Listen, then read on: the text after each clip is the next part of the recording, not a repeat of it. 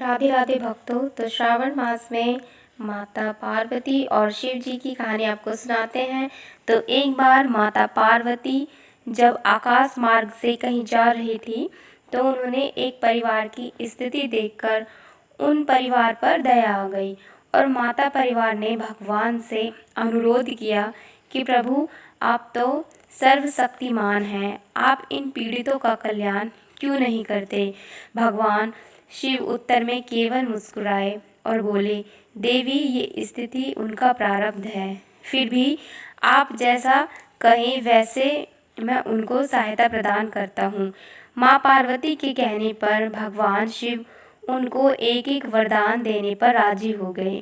भगवान शिव माँ पार्वती परिवार के समक्ष प्रकट हुए और सबको अपनी इच्छा अनुसार वरदान मांगने को कहा। महिला और उनका परिवार यह सुनकर बहुत खुश हो गए। सबसे पहले महिला ने वरदान की याचना की और बोली, भगवान, आप मुझे दुनिया की सबसे सुंदर महिला बना दें। प्रभु के तथास्तु कहते ही वह महिला सुंदर युवती में बदल गई। उसका पति यह देखकर मन ही मन में सोचने लगा कि अब वो मुझे छोड़कर चली जाएगी। उससे अपनी पत्नी की खुशी सहन नहीं हो रही थी। अब वरदान मांगने की बारी वह महिला के पति की थी और उसने मांगा, भगवान, मेरी पत्नी को कुरूप राक्षसी बना दो। प्रभु के तथास्तु कहते ही वो महिला सुंदर युवती से राक्षसी बन गई। ये इच्छा भी पूरी हो गई। उनका बच्चा अपनी माँ का रूप देखकर रोने लगा। उससे वरदान मांगने को कहा तो वह रोते रोते बोला, भगवान, मेरी माँ जैसे थी उसको वैसा ही बना दो। उसकी माँ अपने असली रूप में वापस आ गई।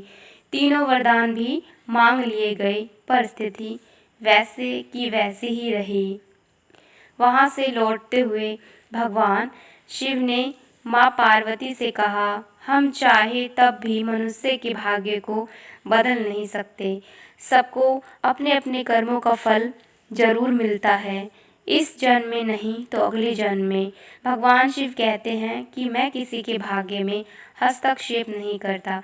जैसा मनुष्य का कर्म होता है वैसा ही उनका भाग्य बनता है।